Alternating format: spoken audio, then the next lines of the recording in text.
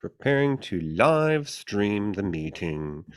So Hey, hey, I got lots to say about Redford. Just keep me in mind, okay? Oh, okay. All right. now you do know, Miss Gertie, that he can't see you. That's fine. No, I know that. And that's stupid. God. Okay, Gertie. Yep. Well, let's just say that Madame Showgirl is not as conservatively dressed tonight as she usually is. Honk. Will. Will. Oh, brother. I'll have what she's having. Seriously. I wonder what's in the old concession stand tonight. I'm afraid to ask. I think Come I on, saw. you guys.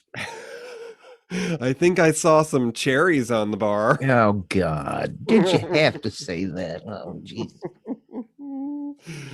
So we have our good old friend Tommy from the Great White North, and we're just waiting another momentito to see if anyone else comes in the door. But you know what? It looks like it's already 5 after, so I think it's time to get this show on the road. What do you? Let's do it. Good evening. Welcome to the beautiful historical Marionette Theater. Tonight we're going to be discussing an early 80s drama based upon a book. Please take your seats. Matinee Minutia is about to begin.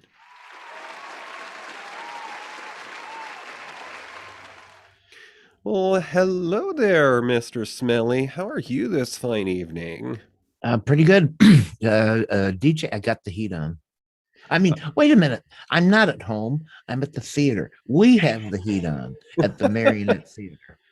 Well, that would explain why you were banging on the radiator. Yeah. No, it is the old-timey radiator heat, folks. It knocks and makes noises while we watch movies. But, you know. I thought that was Gertie's knees, but okay. Very funny DJ. Yeah. Oh, boy. So, it was All Hallows Eve recently, Toppie. Did you survive the trick-or-treaters? Did you get egged or TP'd? Oh, not in Area 1. No. No. Nobody comes down this road. Not today. I used to go down this road because I lived on this road when I was a kid, and I trick-or-treated on this road, but nobody trick-or-treats on this road anymore and haven't for the last 15, 20 years. So it's just over with, I guess. We live in a development that was started in the 60s, so a lot of the original homeowners have retired, or their kids are living here, but not a lot of kiddos. And hubby and I usually try to go out for dinner that night, just so we don't have to buy the candy that we shouldn't be eating anyways. But so many places are still closed and are just takeout only. And we stopped by this Chinese place nearby, and it was the only place that we could get food that wasn't cash only. But so you do more than turn the lights off. You leave. Oh, we normally do. Yes, we got takeout, brought it home, and the best thing ever happened on Halloween. We got to watch the season premiere of Doctor Who. But it's a little bittersweet because it's that actress's last season, and que sera, I suppose. But speaking of tricks and some treats, I hear that our senior showgirl makes a mighty fine jack-o'-lantern. Are you in the house, Gertie? Well, I am. Yeah. Yeah. Oh, yeah. I had a big fat jack-o'-lantern, and I stole candy from the concession stand because I ain't going to buy my own. And I handed it out at my home. So sorry about that. Anyways, it was a fun Halloween. I dressed as a whore. No, I mean, I dressed as a burlesque performer. And everyone loved it. Well, madame, I do believe that it is time to clue the folks in on what we're going to be talking about tonight. Could you get yourself downstairs there and get yourself warmed up? Yeah, right away. And then I gotta say something about Robert Redford. Anyway, okay, I'm going down. I'm going down right now. Alrighty.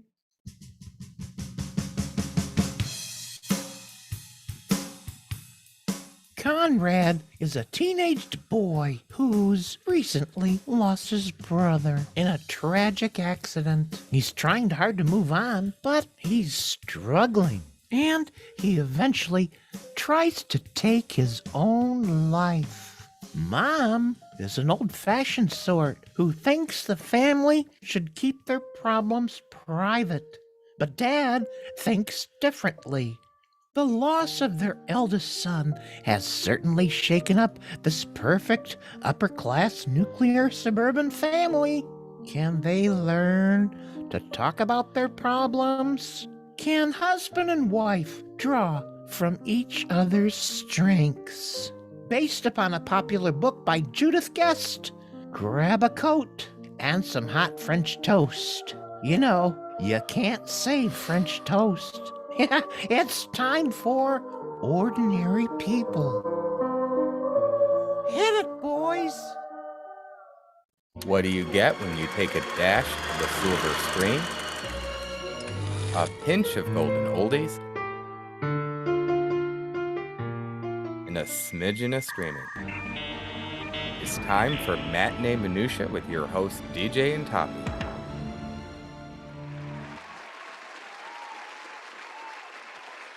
Okay, so as our senior showgirl was letting you know there, we're talking about a film from 1980, and that was a big year for movies, but this was a book that came out in 76 and stars Mary Tyler Moore. Everyone knows Mary.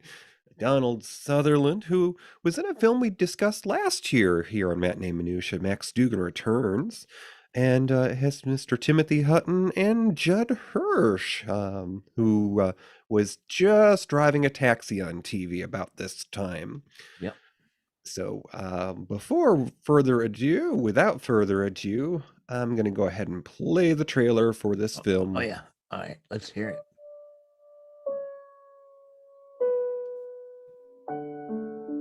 In this typical town, in this comfortable home, 3 ordinary people are about to live an extraordinary story. But starting all over again, the lying, the covering up, the disappearing for hours, I will not stand for it. I can't stand it. I really can't. What kind of psychiatrists are you? They all believe in dreams.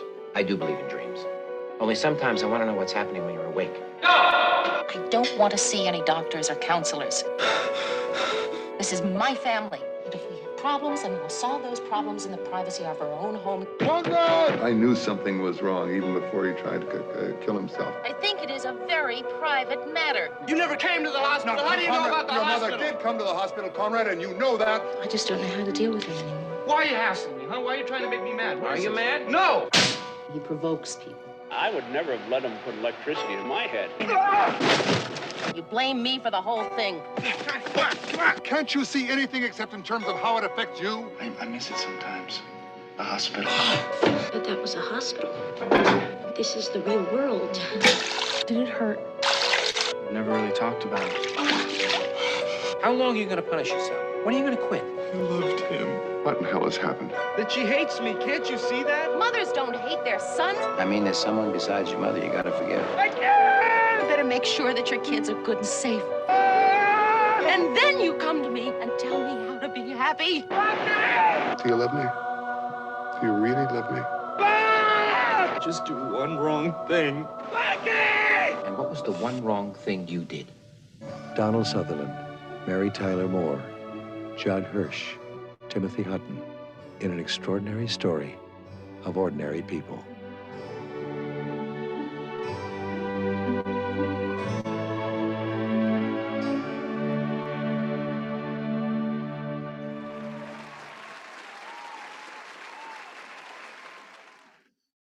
All right, Toppie. So this came out in 1980, and of course, no secret, I was just a mere baby. But I'm guessing perhaps you might have had a chance to caught this in its initial run. I did. And was so taken by it and moved by it. I didn't just see it once. I think I may have seen it 3 or 4 times because, of course, this was after uh, uh, Star Wars, or even before. For me, King Kong, the Dino De Laurentiis movie, or even Logan's Run, where I learned that, oh, I can go back to the theater and watch it again. We only learned that behavior around that time. And by the time Ordinary People came around, I was used to going back many times for movies that I liked. So I saw this 3 or 4 times when it came out. Well, so this was in 1980, and it was a little while ago, Toppie. What do we normally do to put things in perspective? Well, you got to set the stage, DJ. Set the stage. All right, so this is the U.S. history in 1980. World history in 1980. The comic strip The Far Side first began appearing in newspapers. Oh. President Carter approved a $1.5 billion bailout of Chrysler in 1980. Yeah. The U.S. defeats the Soviet Union in hockey at the 13th Winter Olympics. Oh, well. And President Carter also announced the U.S. would boycott the upcoming Summer Olympics, which would be held in their hometown, Moscow. Do we know why he did that? Was it their involvement in the Middle East? Why did he do that? I think it was the Cold War. You know, we were opposed to communism. Well, yeah, but they were doing something. Voyager 1 space probe confirmed the existence of the Saturn moon Janus. So Saturn has moons. Who knew? The U.S. severs diplomatic relations with Iran in the Middle East there. The Pennsylvania lottery was rigged by 6 men, which included the host of the drawing in 1980. Oops. Yes. Inmate with the longest served prison sentence is released from jail after 68 years, and his crime was in 1911. Good Lord. Yeah, talk about a wasted life. The Department of Education began operation in 1980. Oh, well, you know, Nancy was in the White House. The Empire Strikes Back was released in 1980. Mm-hmm. Some nostalgia here, some Americana. Pac-Man, the best-selling arcade game of all time, is released then. Senator Ted Kennedy won several state primaries, but failed to get the Democratic Party nomination for presidency in 1980. A few more items here. Former California Governor Ronald Reagan, he won the Republican Party nomination that year. And Robert Redford, what a coinkydink. We're talking about his film here tonight. Made his directorial debut with Ordinary People. And Andrew Lloyd Webber, the man who was married to the lady in the prior film we discussed, Repo, our Halloween special. Andrew Lloyd Webber's Phantom of the Opera debuted in London's West End in 1980. So, Toppie, we have some folks that were on the old turnstile there. They came into the world, and they left. Yeah. Who was that? Did Tommy Hash Browns just post a picture of the Bigfoot that fought $6 Million Man? I think so. Anyways, yeah. There were, in 1980, there were some celebrity births and deaths. And first of all, Zooey Deschanel, actress in Elf the movie and New Girl. And that's also Christina Ricci, who was in Addams Family. And then that there Macaulay Culkin, he was in that Home Alone series, don't you know, was born. Chris Pine. Good God. Are you telling me he was born? Oh, for heaven's sakes. Yes, good old Captain Kirk is younger than me. Yeah, he was Star Trek '09 and Wonder Woman. He was in. But that year also saw the passing of legendary Steve McQueen, actor, and John Lennon, the musician. Yes, we lost before his time. He was shot outside his home. Oh, right. Well, Ordinary People. This was a film that hit the silver screen in 1980. And we like to tell you about some things that might have been competing for your attention that year. Because as Toppie mentioned, he saw this several times and he had some options. So, he chose to see it more than once. It was that good. So 116 films came out in 1980. It was a bang up year for films. And that included the top of the box office, The Empire Strikes Back, which brought in 200 million. Which, by the way, for me, was the end of my infatuation with Star Wars, because by the time the third one came out, I was so disappointed with the third one that I just couldn't have cared less, because Empire Strikes Back was so good. Nothing held up after that. Anyways, that's just me. I was going to say, does what's his name know you fell out of love with him after the accident? I don't know.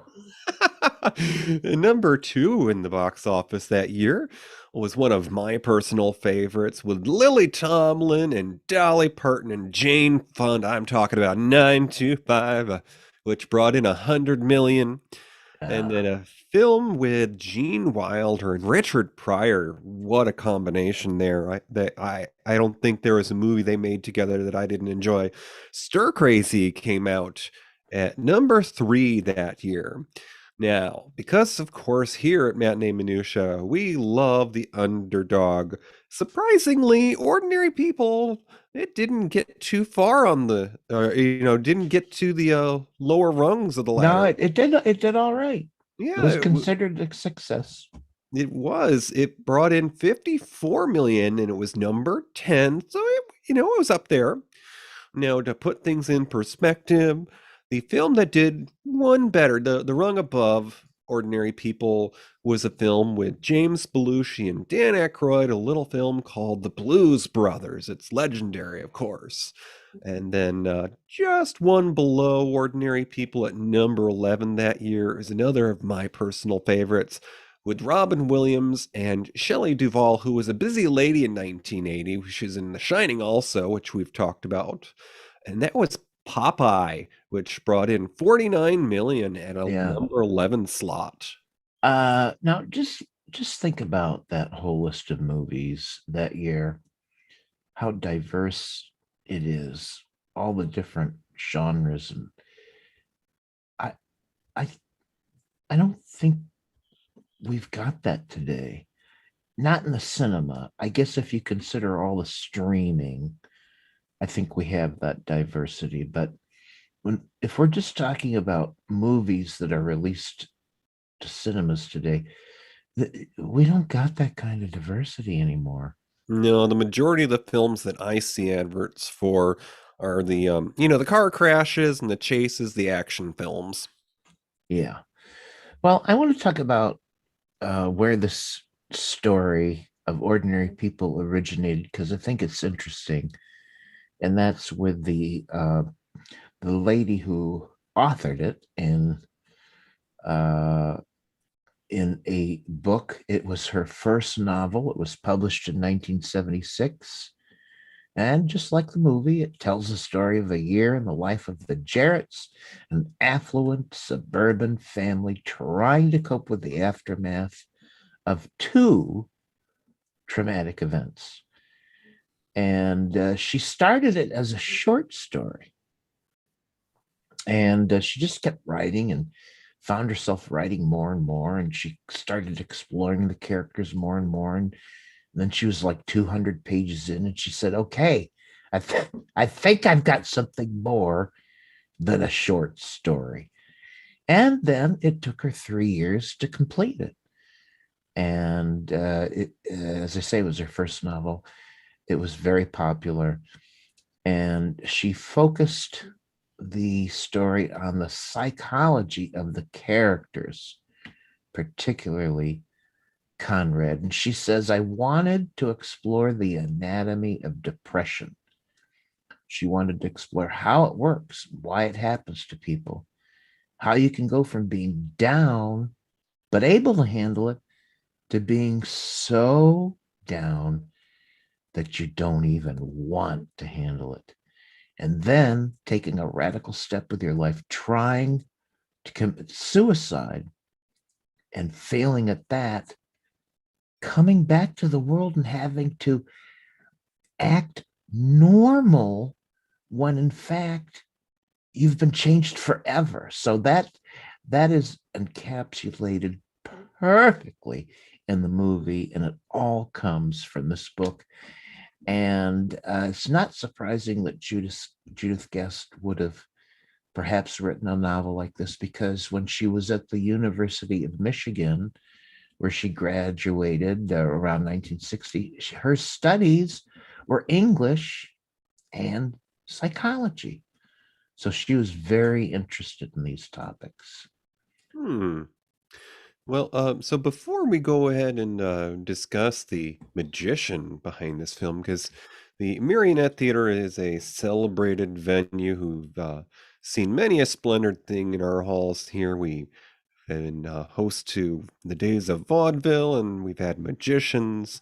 Before we talk about the director, we'll just take a moment to discuss the story. So, as I said, I did not see this when it was new, of course, but having watched this recently, I think that this is a story that translates to today, most certainly because I think that, for the better at least, attitudes towards mental health have made positive progress.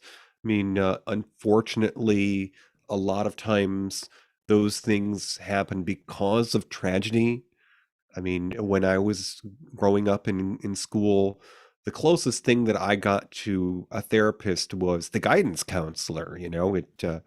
When you sat down and tried to figure out what you're going to do with your life and where you were going to go to school. And, there was no talk about, do you feel okay? Are you safe at home? Or, do you feel like you have all the tools that you need to be successful in life? None of that talk.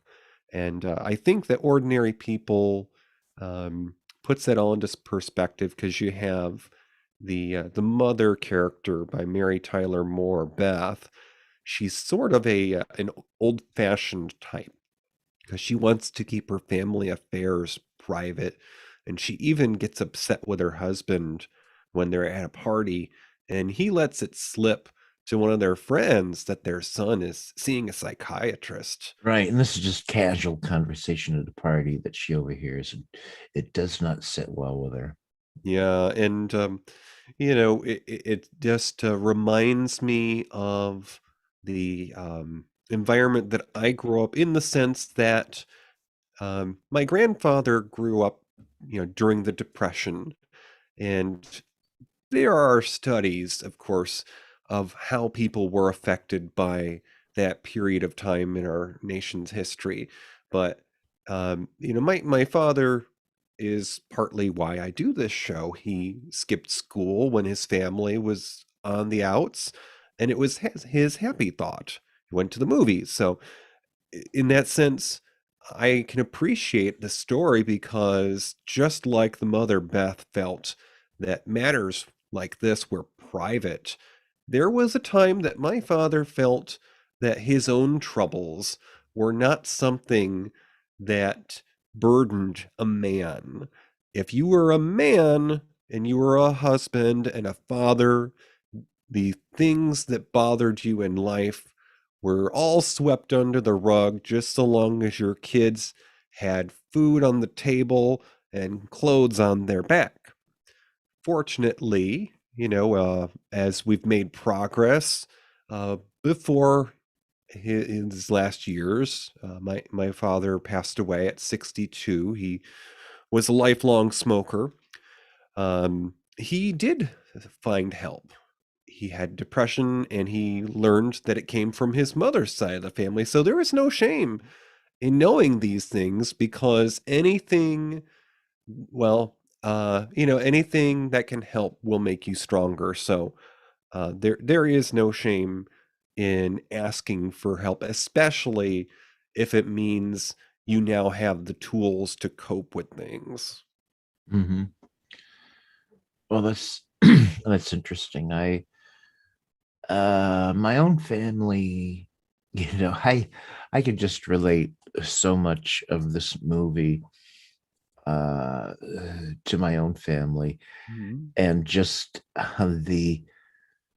oh my Lord, the complex relationship between my parents, and I mean, my father, who was deeply psychologically damaged by his ankylosing spondylitis that came on when he was just a kid, and being a cripple at an early age, and the mind games that plays with you. But also, just, it wasn't talked about. I mean, as much as my father was suffering, we didn't talk about it. He didn't talk about it. It was kind of like, la la la, here we are, and life went on, but it just wasn't discussed. And my father really didn't seek any deep psychological help until later in life. And I don't think it, frankly, didn't help him a lot. And maybe he had a bad therapist. I don't know. But anyways, it's certainly generational.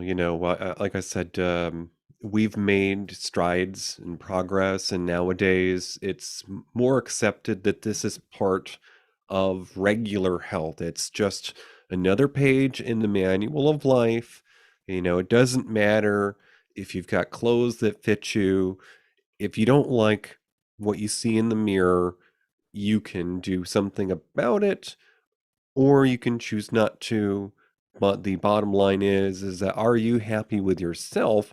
And that's, some of what is brought to light with this story of ordinary people. Yeah, So, and let's reflect just a moment on 1980 when this came out, 1976 when the book was written. Entirely different attitudes about seeking mental health guidance.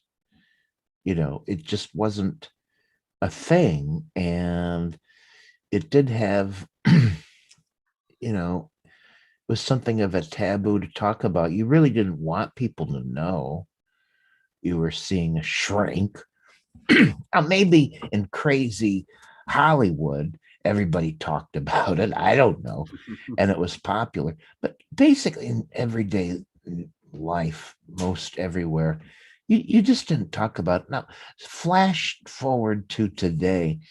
And of course, we're doing a podcast here, and I listen to a lot of podcasts. What's one of the biggest advertisers on podcasts right now?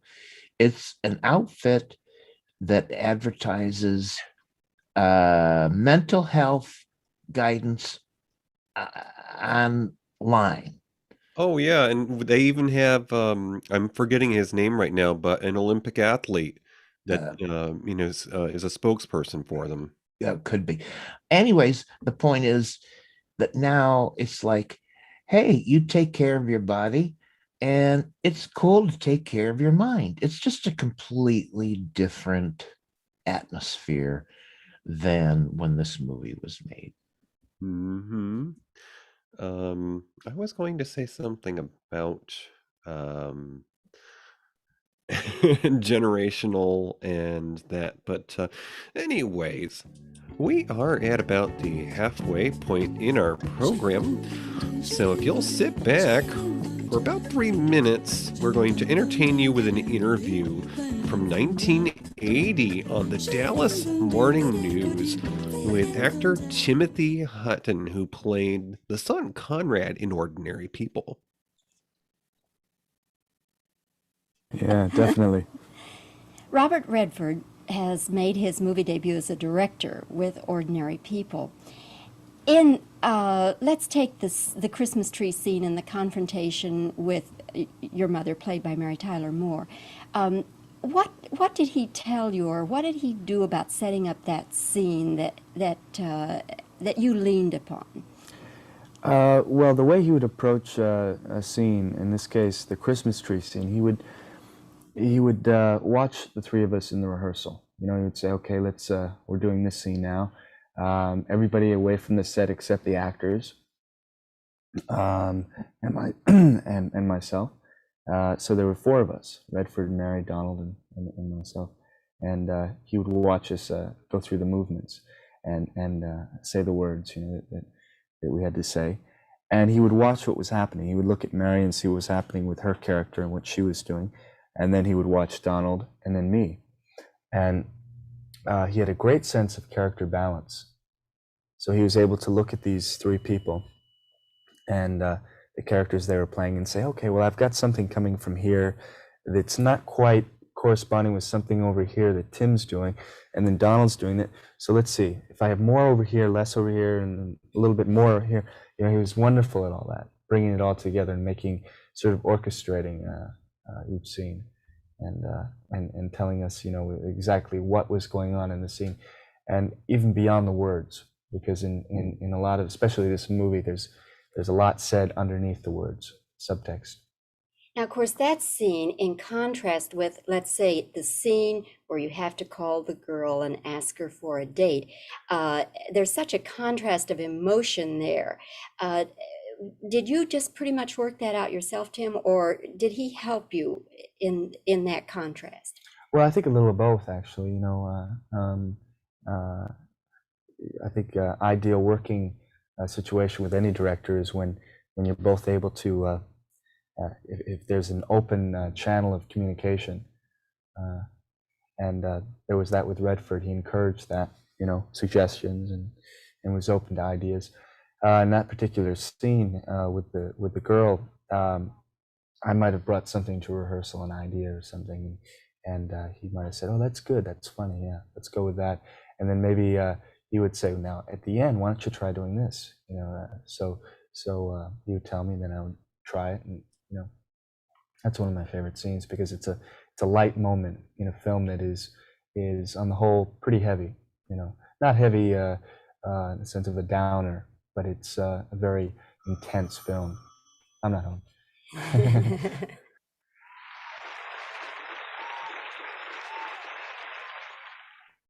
Before we that continue, that was Timothy Hutton, and who before won an Academy Award for his performance in this movie. But we're going to talk about him, but let's get to the director, Robert Redford. It's a pretty special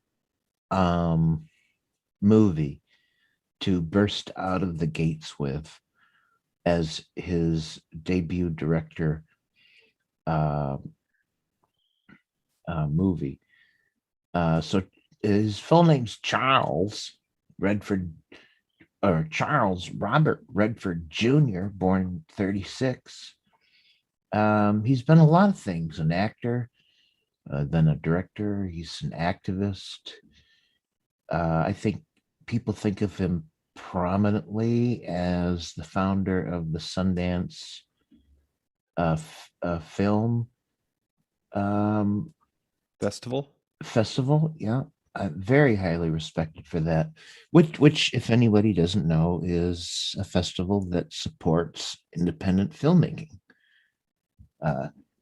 Filmmaking that's not part of the Hollywood system, and very celebrated for that.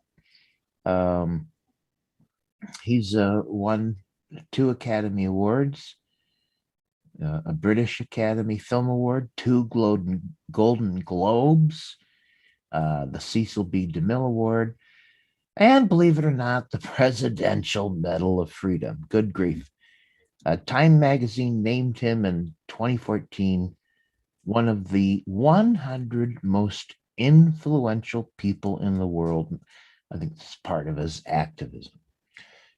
So Redford started out trying to be an actor. He moved in the late 1950s to New York City, which is a great place to be at that time because TV was in production there, and also lots of stage work. So that's what a lot of people did to find work, and he got work. His Broadway debut was in a small role in something called Tall Story in 1959. He followed that with parts in The Highest Tree, Sunday in New York, but his biggest Broadway success was as the stuffy newlywed husband of Elizabeth Ashley in the original 1963 cast of Neil Simon's Barefoot in the Park. And he was very successful in that. He was also doing television. You can see him in an episode of Twilight Zone, for example, and a lot of other series that were shooting back then. But he also, early on in 1962, was nominated for an Emmy as Best Supporting Actor for his performance in The Voice of Charlie Point. So, he's making a name for himself. So Redford did get on to the big movie screen in 1962 with his debut in War Hunt.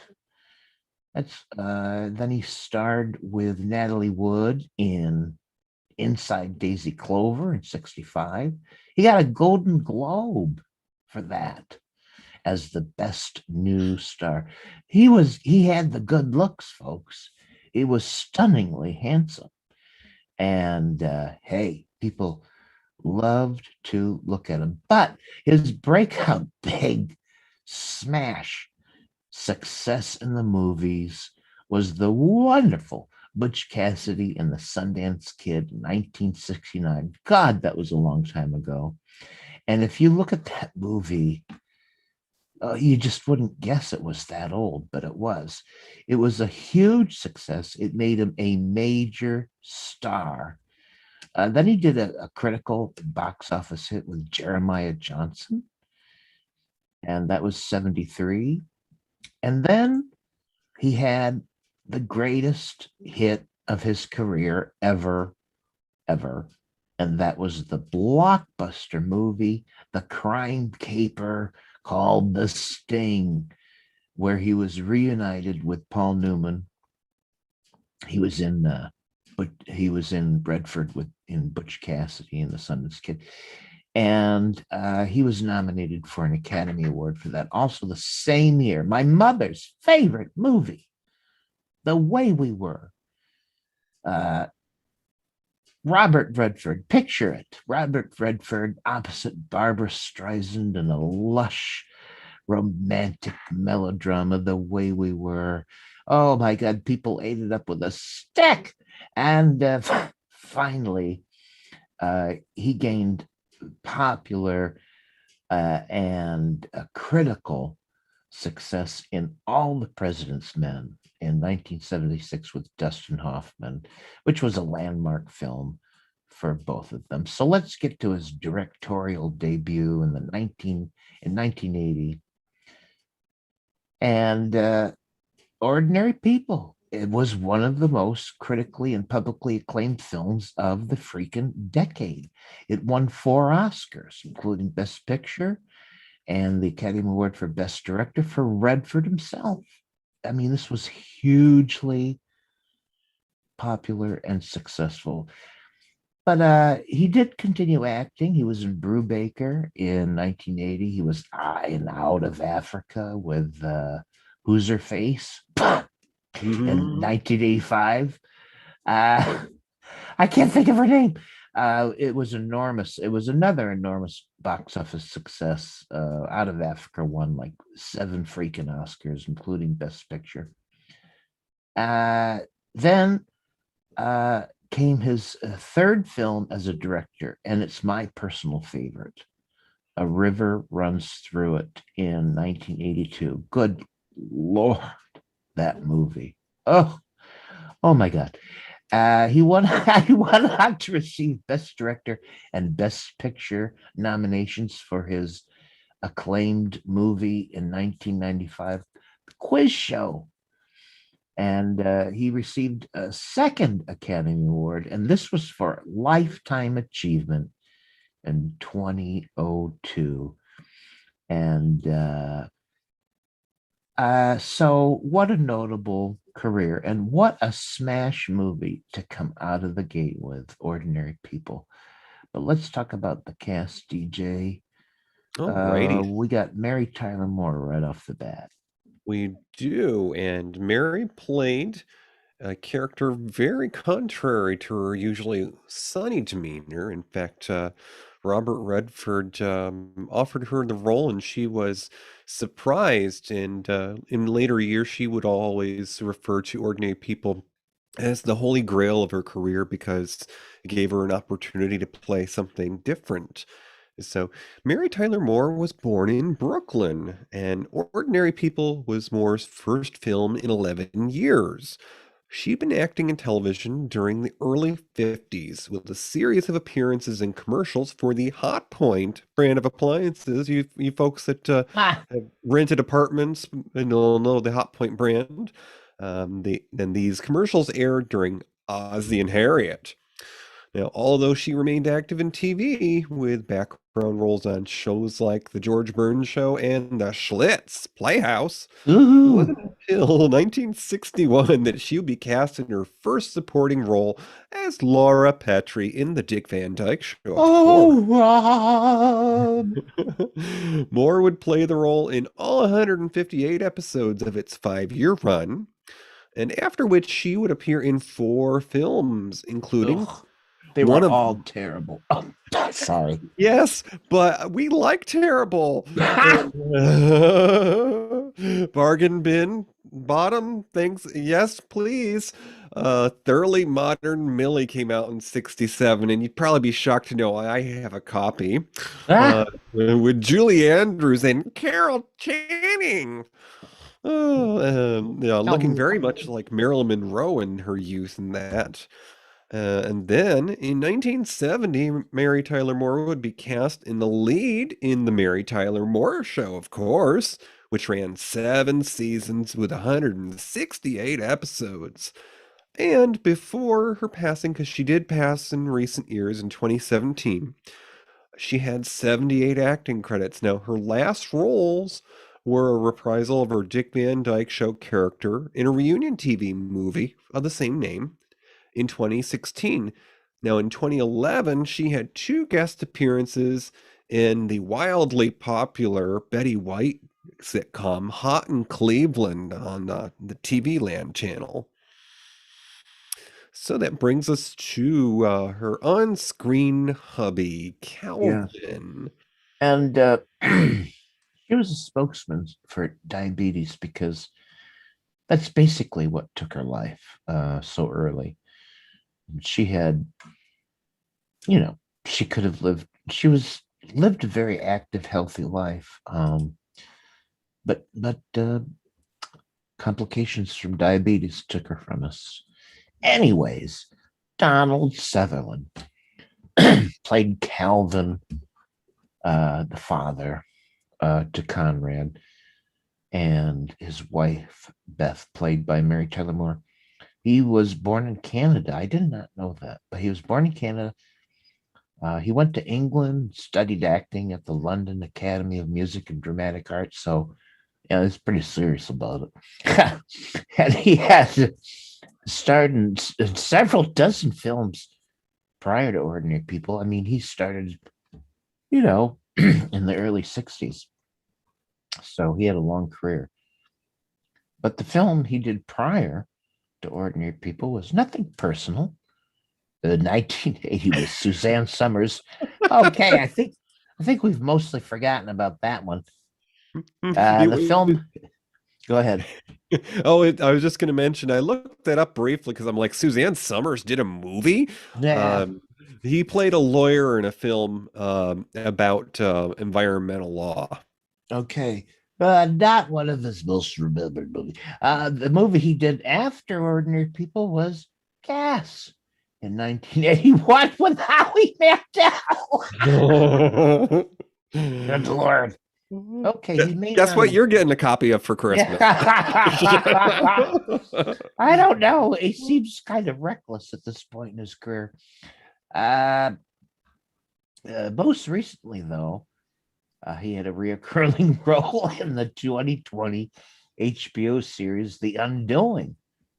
Nicole Kidman and Hugh Grant was in that.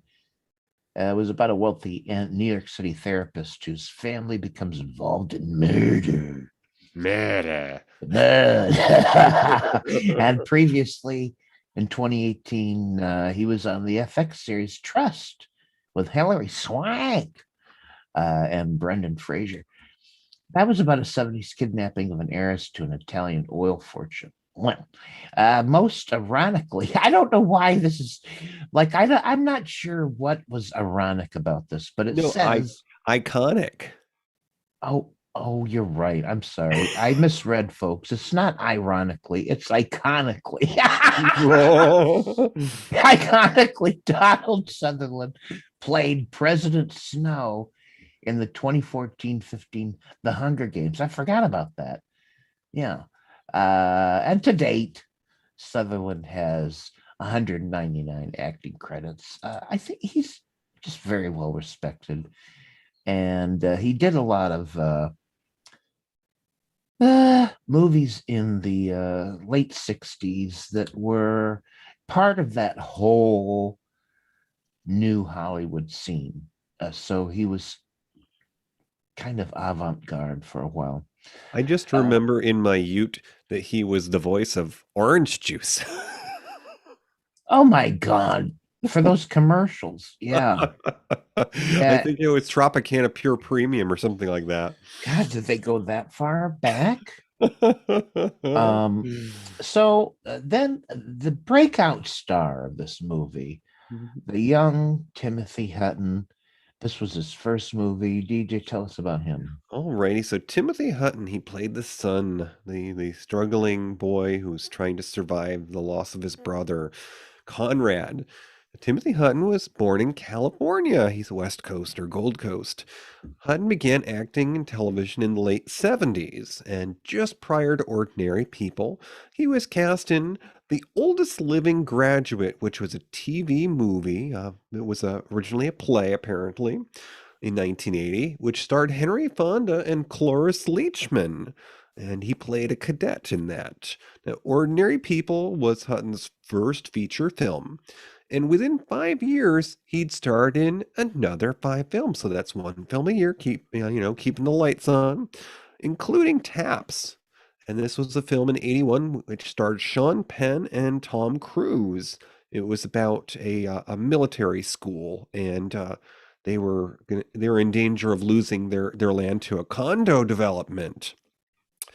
And Hutton has appeared in over 40 films, most recently starring in the 2018 Netflix series The Haunting of Hill House. I know you've seen that. Mm-hmm. And has also had supporting roles in ABC's How to Get Away with Murder. In 2018, which starred Viola Davis.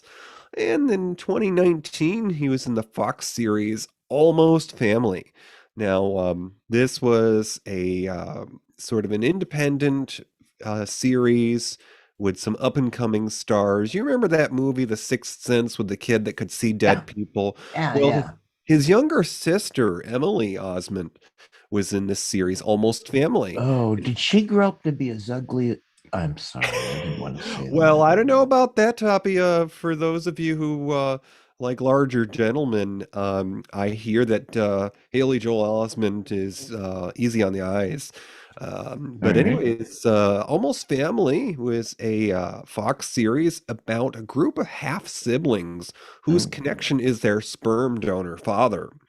And currently, Hutton has 85 acting credits. So I don't know what to say about this smash hit movie he did at the very start of his movie career. He was the right age. It was the right project. It was great writing. He did a brilliant performance. He got the Oscar. And then what? I don't know. Where do you go from there? Anyways, I don't know the answer to that, except I think Ordinary People has remained his most well-known, most powerful, consummate performance to this day. Judd Hirsch. Now, who would have thought? Robert Redford did the casting of this movie. And first of all, who would have thought he'd hire Mary Tyler Moore? But who would have thought he'd hire Judd Hirsch to be a psychiatrist in Ordinary People? I don't know, but it worked. And it worked really well. So Judd Hirsch, most people know him from that hit TV series Taxi. That started in 83, although I would have sworn it started before that. Anyways. He was a later addition to the series. He was? Yeah. Really? He wasn't part of the initial cast. I didn't know that. Okay, that explains why freaking Hirsch was in Ordinary People in 1980 and 83 says when he started Taxi. I thought it was the other way around. I thought he was in Taxi first. Okay. Anyways, you learn something every day here on Matinee Minutia. So what else did he do? Well, he did a lot of guest work. For example, Columbo in 76 with Peter Falk. He was on Rhoda with Valerie Harper. And he was in something called Del Vecchio, I think it was pronounced. 22 episodes of a CBS TV series about an LAPD detective who's studying to become a lawyer. And then after his role on Taxi and Ordinary People, he'd star in a handful of TV movies. In 88, he would land the lead in Dear John, a remake of a BBC series of the same name. That was about a man who leaves his wife for his best friend and the support group he attends. Ran 4 seasons. He kept busy with TV movies and guest appearances. For example, in 96, his roles as Jeff Goldblum's character's father in Independence Day. I forgot about that. Yeah, he was in Independence Day. So movies like that would kind of keep him in the spotlight. In 99, he starred in Out of the Cold with Keith Carradine and Bronson Pinchot, about an American entertainer and an Estonian woman torn apart by hate and prejudice. 2017, he was cast in CBS's Superior Donuts. That was about a Chicago neighborhood donut shop with Katie Seagal. Let's see, where did he wind up? 2019, maybe, was some of his last credits in a series of reoccurring appearances as the paternal grandfather in ABC's The Goldbergs. Oh, this year. By the way, oddly enough, Hirsch is in a film called Burning at Both Ends with our own Carrie Ellis.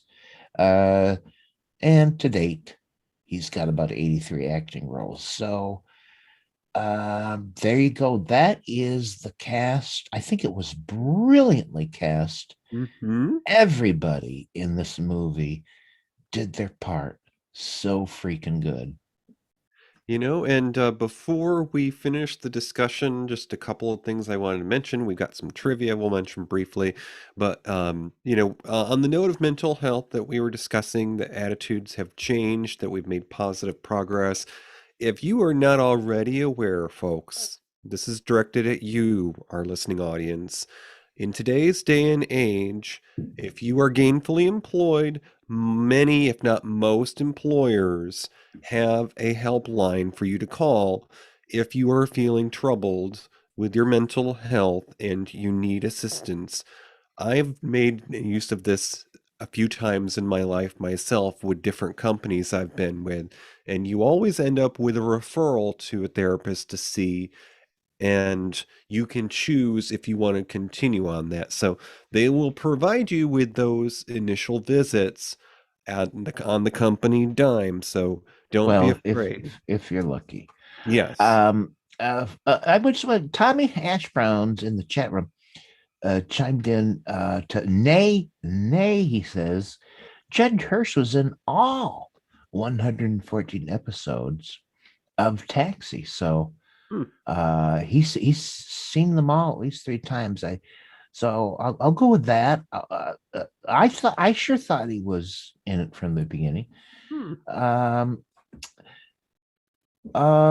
let's we have finish. Well, I was gonna say we have a couple of items of trivia if you want to go ahead and gander in that part.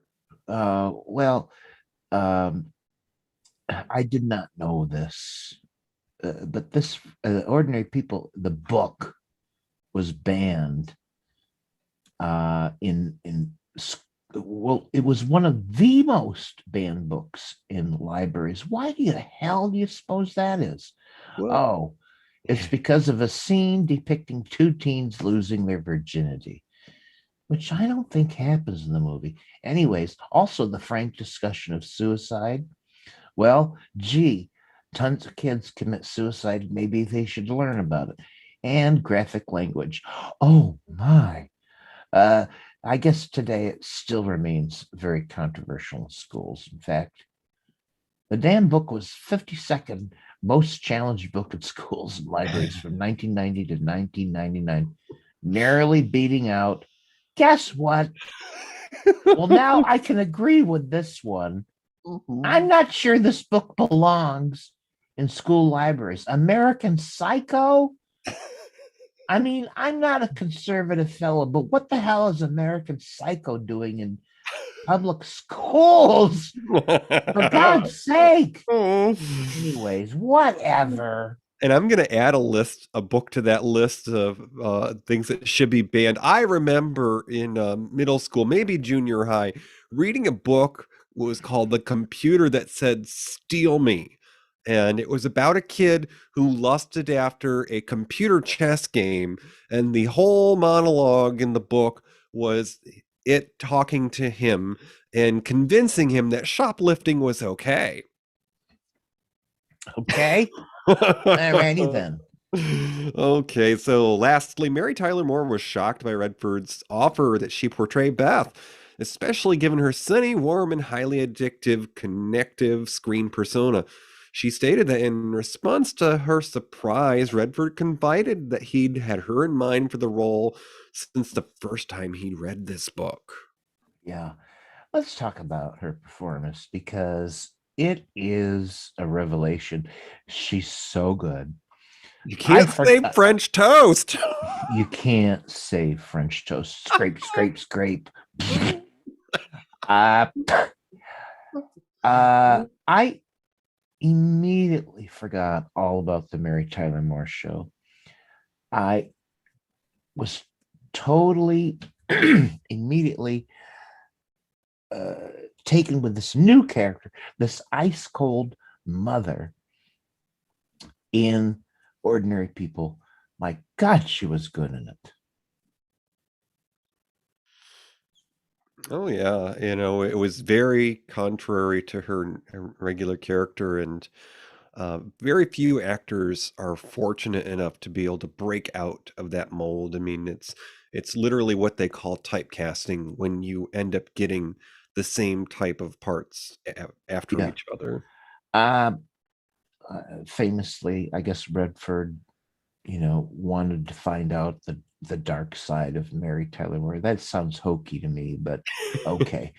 I remember, you know, alternating between feeling sympathetic towards her in the movie and just thinking, oh, fucking bitch. And that went on. I mean, it was so skillfully done, mostly, particularly the writing and her performance, but the character, she'd slip in moments of where you sort of feel like you understood her, and then right away, oh God, she said that, and you'd be appalled. Right up to the very end of the movie, where Donald Sutherland, in this very quiet, somber scene in a dining room, says, I don't think I know if I love you anymore. And the conversation, which was much more than that, ends right there. She goes upstairs and starts packing a bag. She takes a piece of luggage out of a closet, and all of a sudden, she gasps. I mean, all of a sudden, it seems to hit her emotionally what's just happened. And you think, okay, she's going to stop and she's going to go downstairs. And she's going to take Donald Sutherland in her arms, and it's going to be okay. But no, she gasps, but then she collects herself and she pushes it all away, and she continues to pack her bag. And the next thing we know, there she is leaving in a taxi. My God. I mean, it's not really a spoiler alert because this is 1980, folks. But, as I saw the ending of the film, I was surprised to a small degree, only because you don't always see the husband character being the fragile one, but also the strong one at the same time. And, the strong and silent, cold one, the mother, is actually so fragile that she can't let people see it. But that's sort of the way that things used to go back then. I mean, if a woman had a child out of wedlock, she disappeared, she went away, she went somewhere. And what happens to the mother when she can't cope with her reality? Well, she's going away. Mm-hmm. So we assume that she will hopefully get some help with her problems, but for the purposes of the story, she just goes away. Yeah. I guess in my mind, because that ending is like, it's very bittersweet. Because even as she's leaving, the last scene is with Donald Sutherland and Timothy Hutton, and we just know in that one brief scene that they're going to be okay, no matter what happens to the mother. But they're going to be okay. We just know it. They've been through worse. Yeah, and so you can't say it's a happy ending, but at least you know that, and that's enough. That's enough for this movie to end with in a very, very satisfying way. What we were talking before we started recording about the relationship between the psychiatrist and the kid, Judd Hirsch and Timothy Hutton, and we were talking about how at first, at least I wasn't sure I liked this guy, this psychiatrist. And I wasn't sure he was good for Timothy Hutton, his character. And there's you go through a series of many scenes with these two characters who are by themselves. And by the end of it, you know that he is being helpful, that he is being kind, that he is being professional, but very, very sensitive. But it's interesting to me that at the beginning, you just they are not getting along. They're not, it takes a while. I found that really interesting. Yeah, I think that the role of the psychologist in this was that he was sort of the devil's advocate because, when the son, Conrad, decides that he needs to see a therapist because his dad has been encouraging him to, you don't know what to make of it because, he gets into the office and everyone has their own style of practicing, their craft or their medicine. But at first, I was a little put off that he seemed hesitant to give the boy what he wanted, which was medication. The boy felt like he couldn't cope with all that he'd been, the cards he'd been dealt.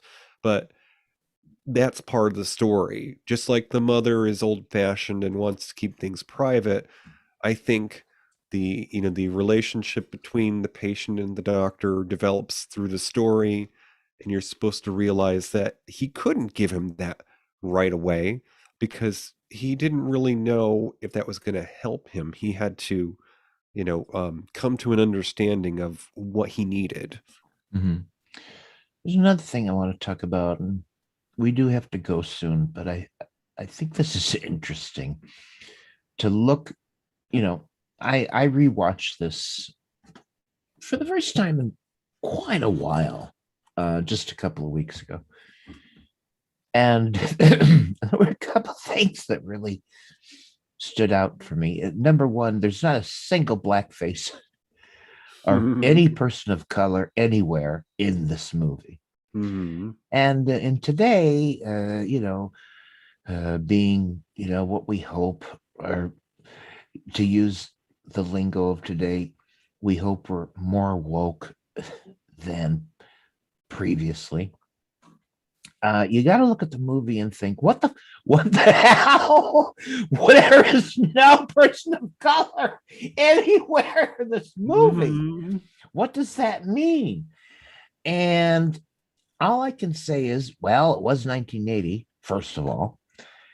And I think there's a reason that this story, and I guess this would have to certainly go back to the author, that it was set in a very upper class neighborhood. I mean, Jesus, did you see that school?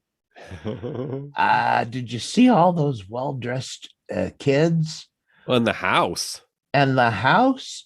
These were freaking rich people. Mm-hmm. And of course, there's no possible way that a black family could be rich and affluent at that time, I guess. Anyways. I mean, Bill Cosby wasn't even on his own sitcom yet. Now, see, the Bill Cosby family would have fit into this neighborhood. Mm-hmm. Anyways, I don't know what to make of it all, except that I think the reason the author put this movie into that context was kind of simple. And it's that, look, as much money and wealth and beautiful home and beautiful school and all these great things that they had where they could go off and play golf and, fly to another state and play all these wonderful, they were still afflicted with this money doesn't buy happiness. Yeah, they were afflicted with this terrible thing that happened, and the depression and all the repercussions. And it didn't matter how much money they had. This was a broken family. And, I think it was highlighted by this affluent neighborhood. I mean, it's sumptuous. It's exquisitely filmed, and it exquisitely shows this neighborhood and the home and everything. Like, holy Jesus, do people really live like this? Yeah, I guess they do. but I think that's why. What do you think? I mean, looking at it, did it? I mean, did it jump out you? There's just not a single person of color in this movie. Well, I mean, I myself grew up out in the middle of nowhere, and there were no people of color where I went to school. I mean, I had 92 people, and there was a cow pasture across the street. Yeah. But Not exactly the scenario in this movie. right. But I mean, it is the setting for the the Brat Pack films to come. The John Hughes films were all sort of that well-to-do, suburban family, and certainly Midwest. I mean, this takes place in a Chicago suburb, and the John Hughes films, I think, are similarly, but you know, uh, I found this to be enjoyable, and it certainly is a reflection of how things have changed. It's important to watch because it helps you to understand the struggles of people are the same whether you come from well-to-do or not. And if you need a bright spot, a happy thought in watching this, I mean, it's 1980. You get to see Mary Tyler Moore and Donald Sutherland get waited on in a mall restaurant. I mean, it looked like they were in the bathroom because there was tile everywhere, and a waitress came over, and it looked like it was Friendlies, for goodness sakes. But the other bright spot in this movie is up-and-coming actress and co-star of Kevin Bacon's in the movie He Said, She Said, Elizabeth McGovern has one of her first film roles in Ordinary People, and she's one of Conrad's women friends. And more recently, people would notice her being on the BBC's Downton Abbey as the wife. And I can't tell you how many times I've mistaken that lady as the mother from Gilmore Girls, but Elizabeth McGovern got her start in Ordinary People, and she just reminds me of a more outgoing and impish Cindy Williams. Well, that's true. I see that too. I remember that one of the first things you told me about this movie after seeing it was how much you enjoyed the comedy aspect that Elizabeth she brought to the role, brought to the story. She's a terrible bowler. Yeah, that bowling scene. There's wonderful awkwardness. Oh my God. That's the other thing that I just, probably why I related to this movie so much was because of the Timothy Hutton character and how socially awkward he was. Oh my God. And the scene where they're bowling is just, it's funny. Then a subsequent scene when they're in the restaurant and some of the good old boys. The good old boys come in and make a little trouble, but it upsets things. It upsets Conrad. And she starts laughing, and the date ends very badly. But the best thing is when she recovers from that and explains to him that she's socially awkward. She says, yes, when I get nervous, I laugh about things. Yeah. I think maybe one of the reasons I saw this 3 or 4 times was because I felt so socially awkward, just terribly socially awkward. And, here was this guy on the big screen. Mm-hmm. So that was a big deal. She was a great part of that movie and brought some really needed comedic moments. So we're going to go ahead and tell you what else you might enjoy if you liked Ordinary People. And if you haven't watched it yet, I found it on Paramount Plus. That's the renamed version of CBS All Access. So something you might enjoy if you liked Ordinary People is a film from '78. It stars Diane Keaton and Geraldine Page. And this is a film about three sisters finding their lives spinning out of control in the wake of their parents' sudden, unexpected divorce. This is not a comedy, folks. It is called Interiors. Well, you might think you might think it's a comedy because it's directed by Woody Allen. It is not a It is not a comedy. I was very impressed by this movie when it came out, and I could see why you thought of this. It's very much, well, the title Interiors. What that means is it's about the interior of these characters' lives. It's what's going on in their heads. It's very cerebral, not like what's going on in the heads of the characters in ordinary people. So it's a good recommendation. My recommendation is another Robert Redford directed movie that we mentioned earlier, also about a family that's somewhat broken by events. Beautiful, devastating, incredibly moving. A river runs through it. Directed by Robert Redford. Oh my God. Oh my God. What a and movie. isn't Brad Pitt in that? Yes. And I'm forgetting his name now. The guy that played the husband in Steel Magnolias. I know who you mean.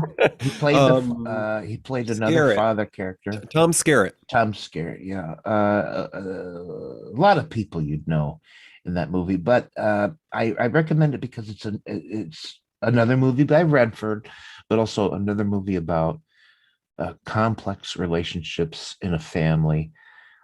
This is more of a period piece. It takes place the 50s, thereabout. Anyways, incredibly good. Totally recommend it. Okay, so before we go ahead and tell the folks what's coming down the pike for our next show, let us know who was in the chat room tonight as you look over the balcony. We'd like to say thank you so much for Tommy Hash Browns, our pal above all pals, always here to support us. And also, well, looky there, it's your hubby, Billy Starsage. Thank you guys for coming by. Okay, so we're out here in the lobby, and as I've mentioned, there's many things that have gone on here in the past, including a magic act. Grab that bag of coins for me, sir. Oh, you mean this one? There you go.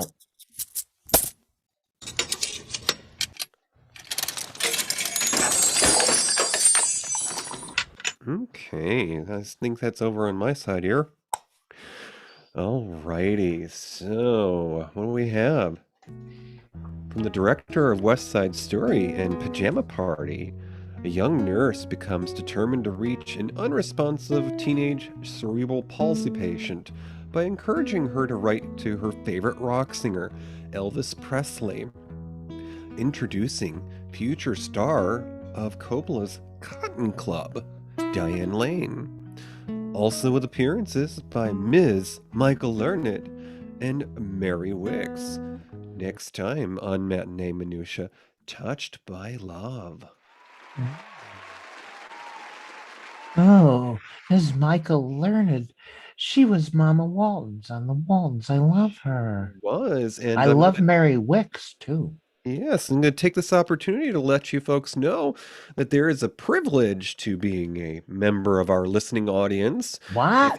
Yes, if you join our Facebook group, just search for Matinee Minutia. I'll let you spell that out on your own time there.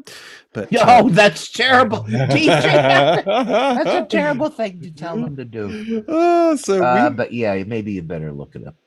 We have these little get-togethers from now and then that we call a watch party, and we're going to watch the next film that we'll be discussing on Friday, November 19th, I'm going to do it ahead of the show. It's going to be a week from tomorrow, which, probably be after, you hear this. But anyways, on Saturday the 13th of November, we're going to be watching Touched by Love Cool. at 5 p.m. Eastern. So look for our Facebook group for an invite.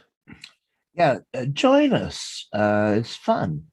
You'll people can comment, right? And they can hear us chitter chat, comment as well. You'll laugh, you'll cry, you'll bring your own snacks. Yeah. Oh, that's perfect. It's not watching the movie by yourself, is what I mean. This is a different experience. So come on and be part of one of our watch parties. All right, sir. So, in the ways of the old days of radio, would you go ahead and say good night, Gracie? Good night, Gracie. Thank you for listening to Matinee Minutia. Our show streams live on the first and third Friday of the month. Go to univazpods.net, click the tower for streaming audio. Enter Discord for our chat room. You can find our show anywhere you listen to podcasts. Find us on Twitter at Matinee Minutia. Find our group on Facebook. Or visit our webpage at matineeminutia.com. Have an idea for a show? Or why not let us know how we're doing? Email us at matineeminutia@gmail.com. This has been an Ollybug production. I have a voice. I have a voice. You have a voice. You have a voice. We have a voice. We have a voice. Unique voices in podcasting. univazpods.net. Okay, gonna stop the recording and let me go ahead and turn us off of YouTube.